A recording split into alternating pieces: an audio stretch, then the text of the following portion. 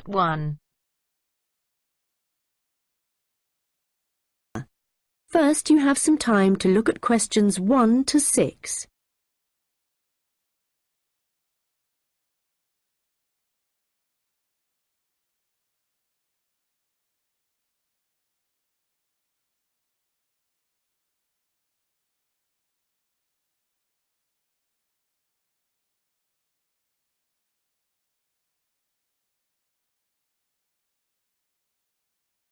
Hi Nick, it's Julie. Have you managed to find any information about accommodation in Darwin? Hi, I was just going to call you. I found some on the internet. There are quite a few hostels for backpackers there. The first possibility I found was a hostel called Top End Backpackers. Okay. It's pretty cheap. You can get a bed in a dormitory for $19 per person. Private rooms cost a bit more, but we'll be okay in dormitories, won't we? Sure. So, that hostel has parking, though that doesn't really matter to us, as we'll be using public transport. Yeah.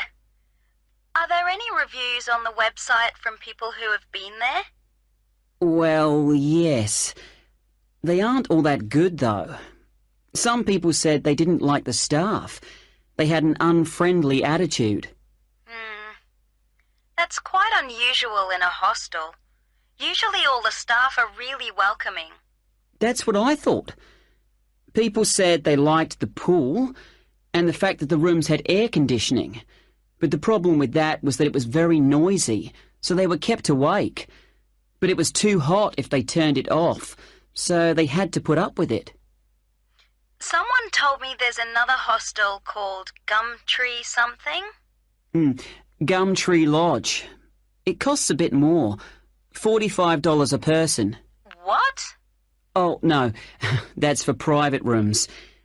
It's $23.50 for the dorms. That's more like it. It looks to be in quite a good location. A bit out of town and quiet, but with good transport and quite near a beach. Has it got a pool? Yes, and its own gardens. The reviews for that one are mostly okay, except for one person who said they couldn't sleep because there were insects flying around in the dormitories. Not for me then. And I'd rather be somewhere central, really. Right.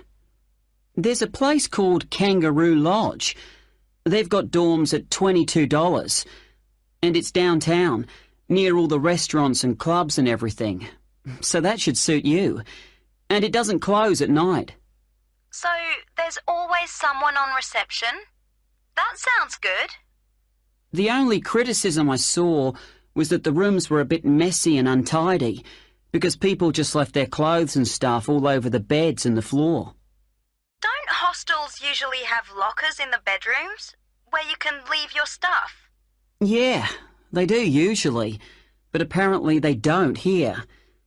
Still, hostels are never particularly tidy places, so that doesn't bother me. And the same person said that the standard of cleanliness was pretty good, and especially the bathrooms. They were excellent as far as that went. Right. Yeah, I reckon Kangaroo Lodge sounds the best. Me too. Quite a lot of people reviewing it said it was really fun there. Like every night everyone staying there got together and ended up having a party. So it sounds like it's got a really good atmosphere. Okay, let's go for that one. Before you hear the rest of the conversation, you will have some time to look at the questions 7 to 10.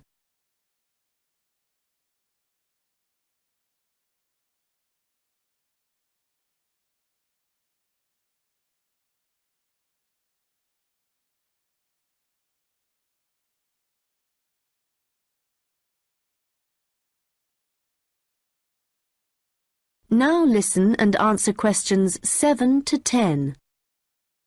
Did you get the address of Kangaroo Lodge? Yes, it's on Shadforth Lane. Can you spell that? Shadforth.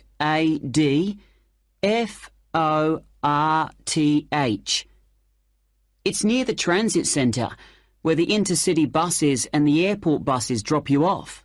Cool. I'm really looking forward to this. I've never stayed in a hostel before. Do they provide bed linen, sheets and things? Yeah. And you can usually either bring your own towel or hire one there, but they don't usually provide those for free. Okay. And what happens about meals? Well, you don't have to pay extra for breakfast. It varies a lot in different places, but generally it's okay. And there's usually a cafe where you can buy a snack or a hot meal for lunch. But actually, if you're really travelling on the cheap, usually for every 5 or 6 rooms, there's a kitchen where you can knock up a snack, and that saves a lot of money. Great. Right, well, shall I go ahead and book that?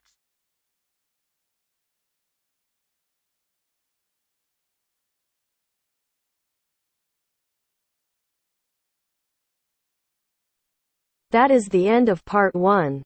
You now have half a minute to check your answers.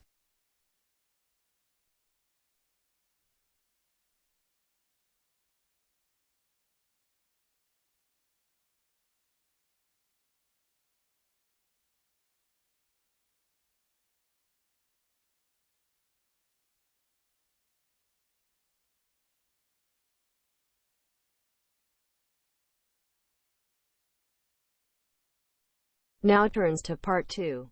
Part 2.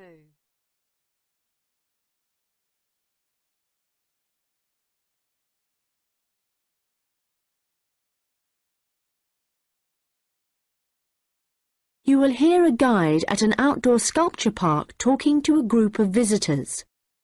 First, you have some time to look at questions 11 to 16.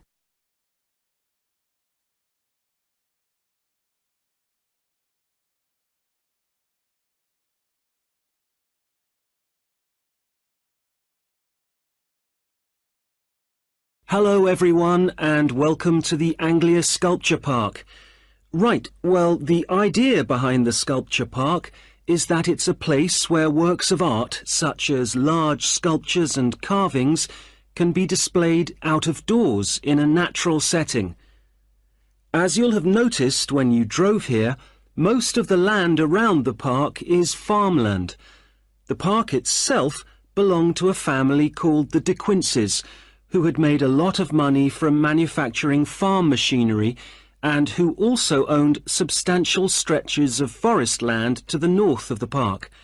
They built a house in the centre of the park, not far from where we're standing now, but this burnt down in 1980 and the De Quinces then sold the land. The Anglia Sculpture Park isn't the only one in the country.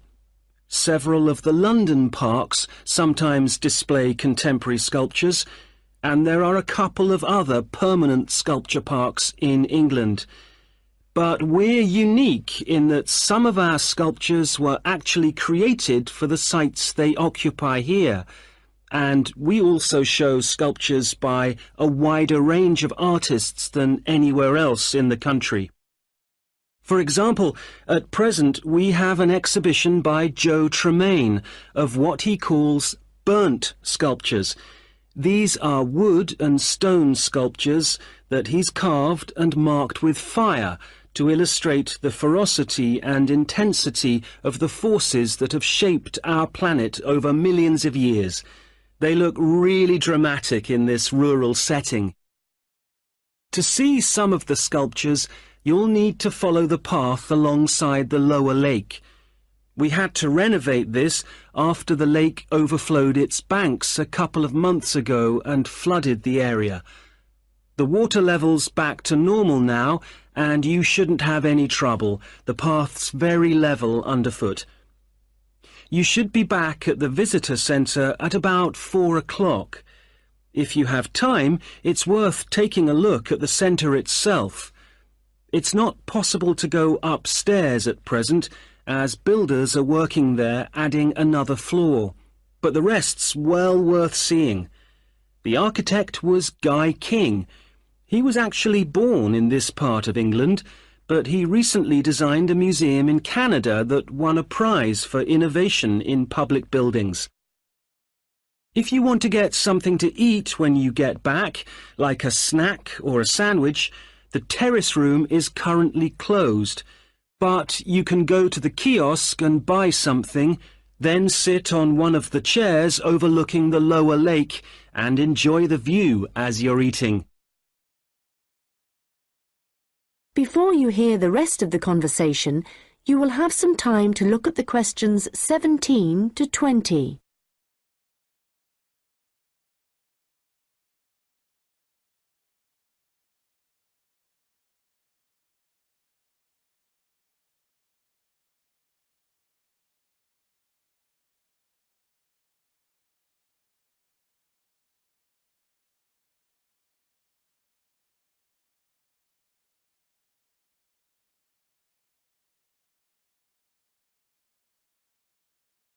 Now listen and answer questions 17 to 20. Now, let me just tell you a bit about what you can see in the sculpture park. If you look at your map, you'll see the visitor centre, where we are now, at the bottom, just by the entrance. Since we only have an hour, you might not be able to get right around the park, but you can choose to visit some of the highlights.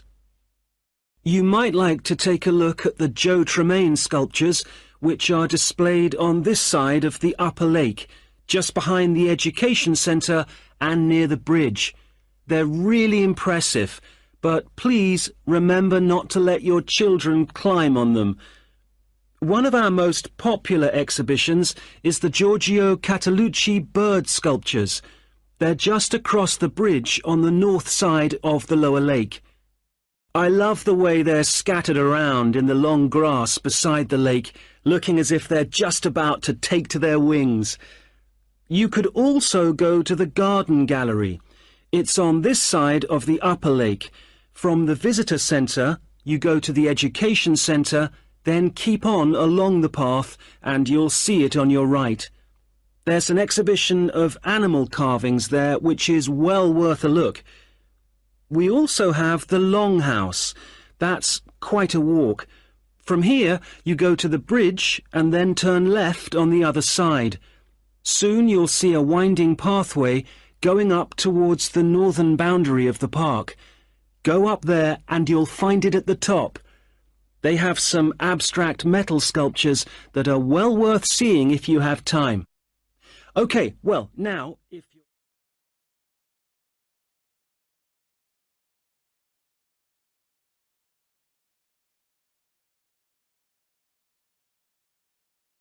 That is the end of part 2. You now have half a minute to check your answers.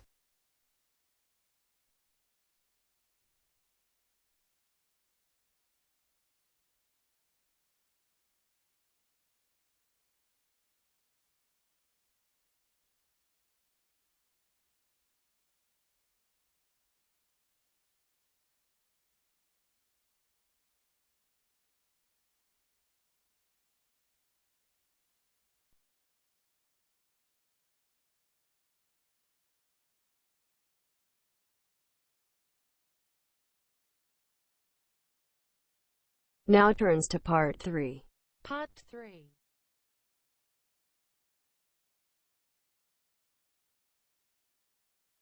You will hear a first-year marketing student called Leo talking to a second-year student called Anna about his marketing report. First, you have some time to look at questions 21 to 26.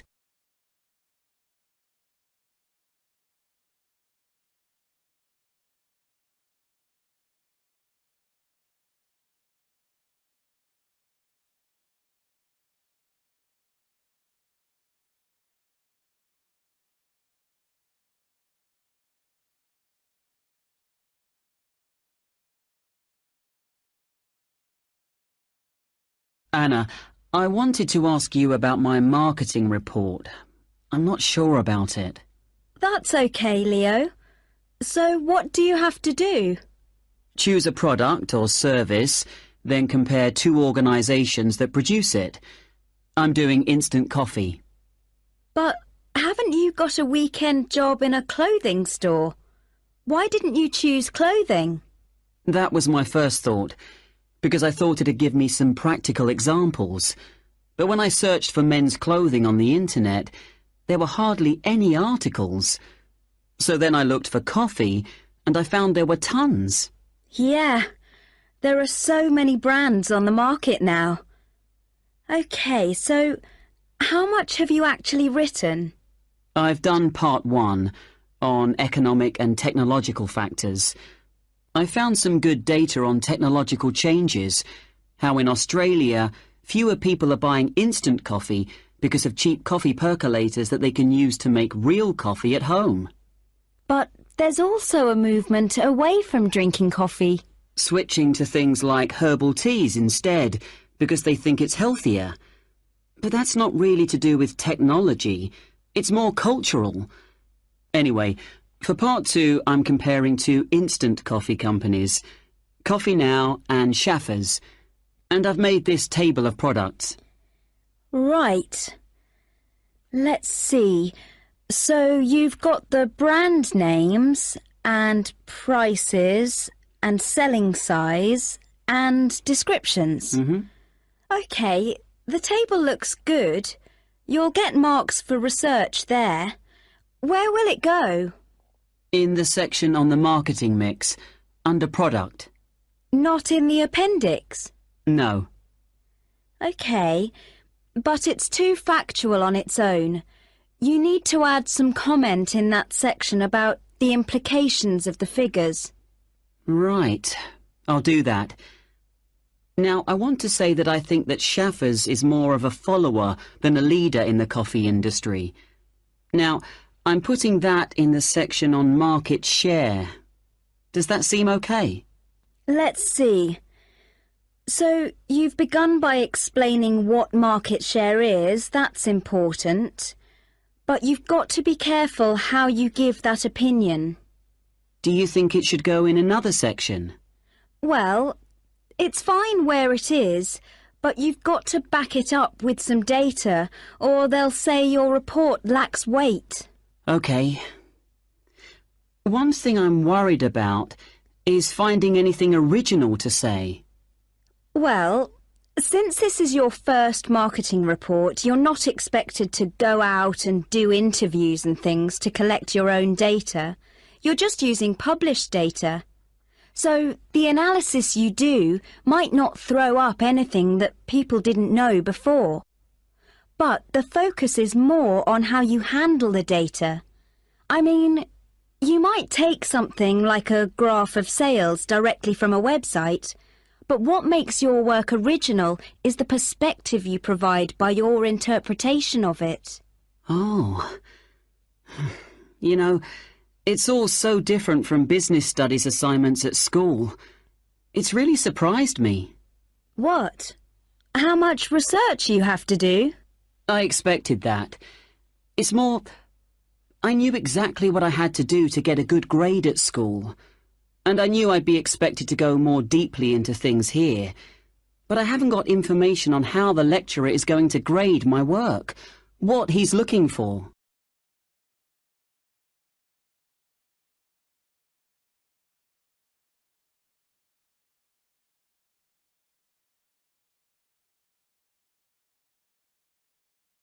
Now listen and answer questions 27 to 30.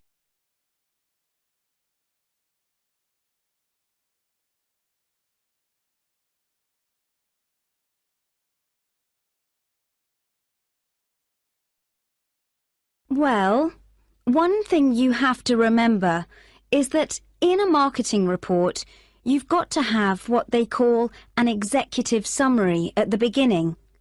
I forgot that and I got marked down. Yeah, I've drafted it. I've got an overview. Have you got something about the background there? Yeah. Good. So, I've just made a summary of the main points. I wasn't sure whether or not I should have my aims there. No, that's too personal. The executive summary is just like what a manager would read to get a general idea of your report if he was in a hurry. Right. Then I'm okay for the first main part, all of the macro environment stuff. But it's when I get onto the problems section. I've listed all the problems that Coffee Now and Shaffers are facing. But then what? Well, you have to prioritise. So indicate the main problems, and then you analyse each one by connecting it with a theory. That's where your reading comes in. OK. Have you done your implementation section yet? I've thought about it. So that's where I write about what could be done about the problems. Yes. And it's got to be practical, so don't forget to specify things like who would be involved, and the cost, and the order that things would be done in. Right. Well, that shouldn't take long. You'd be surprised. Actually, that's the bit that tends to get badly done because people run out of time. That and the conclusion. Oh, any hints for that? Well, it's got to draw out the main points from your report. So it's got to be quite general. You need to avoid introducing new stuff here. It's got to sum up what you've said earlier. OK. Thanks, Anna. That's been a big help.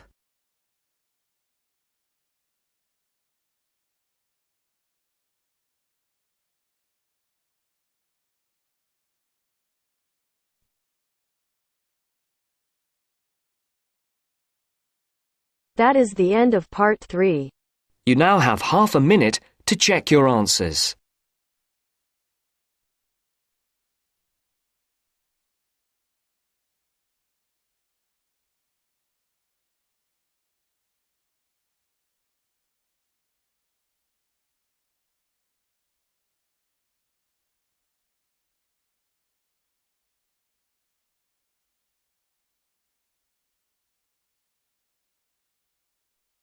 Now turns to part 4. Part 4.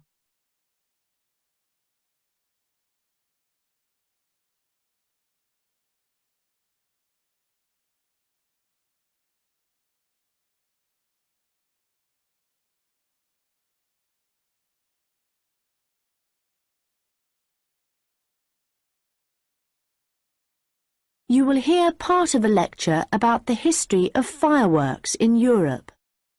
First, you have some time to look at questions 31 to 40.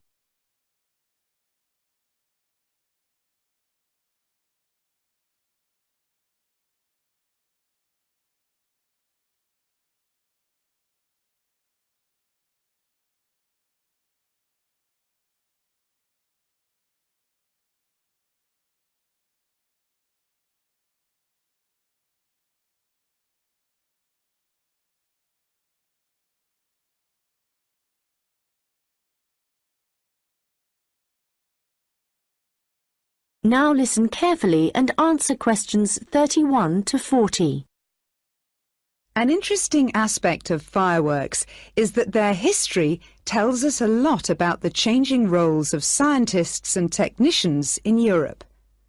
Fireworks were introduced from China in the 13th century. Up to the 16th century, they were generally used for military purposes, with rockets and fire tubes being thrown at the enemy.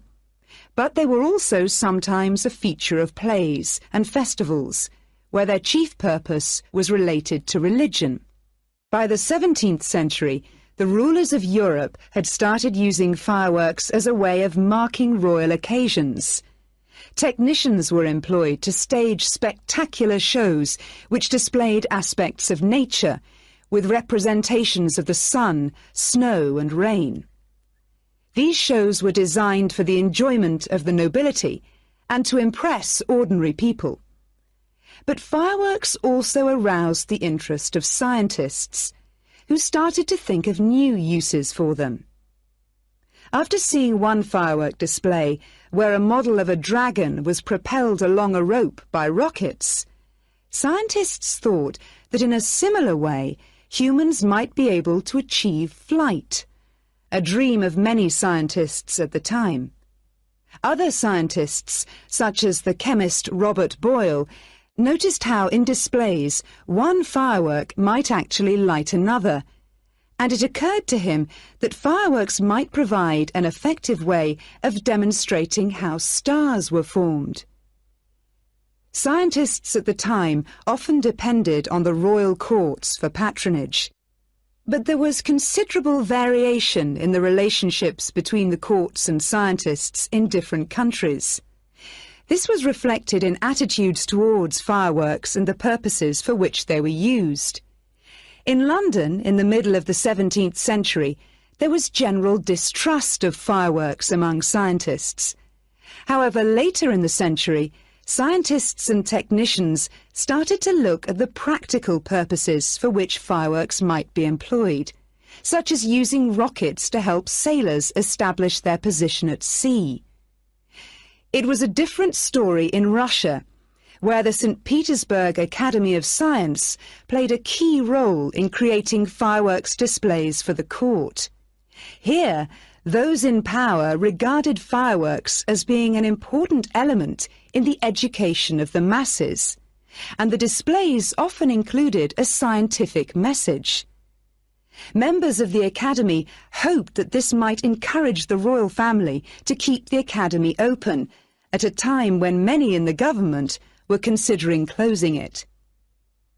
In Paris, the situation was different again. The Paris Academy of Sciences played no role in staging fireworks displays. Instead, the task fell to members of the Royal Academy of Painting and Sculpture. As in Russia, the work of the technicians who created the fireworks was given little attention. Instead, the fireworks and the spectacle they created were all designed to encourage the public to believe in the supreme authority of the king. However, science was also enormously popular among the French nobility, and fashionable society flocked to demonstrations such as Nicolas Lemery's display representing an erupting volcano. The purpose of scientists was basically to offer entertainment to fashionable society, and academicians delighted in amazing audiences with demonstrations of the universal laws of nature.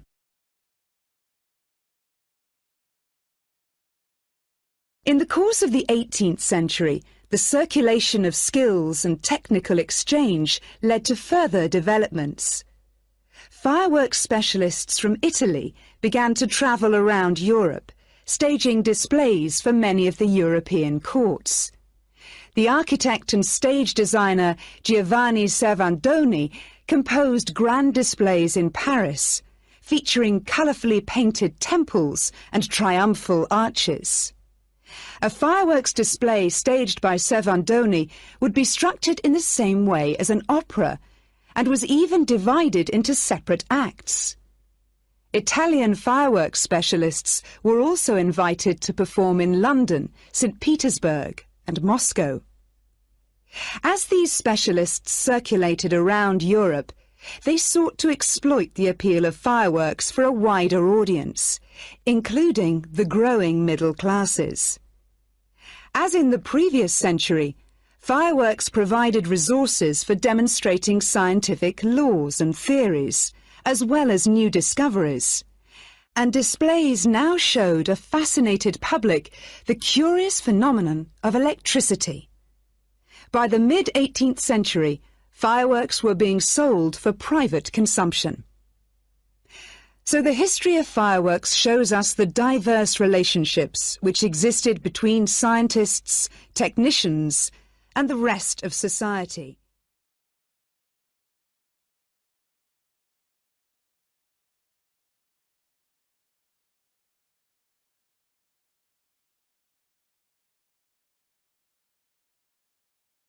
That is the end of part 4. You now have half a minute to check your answers.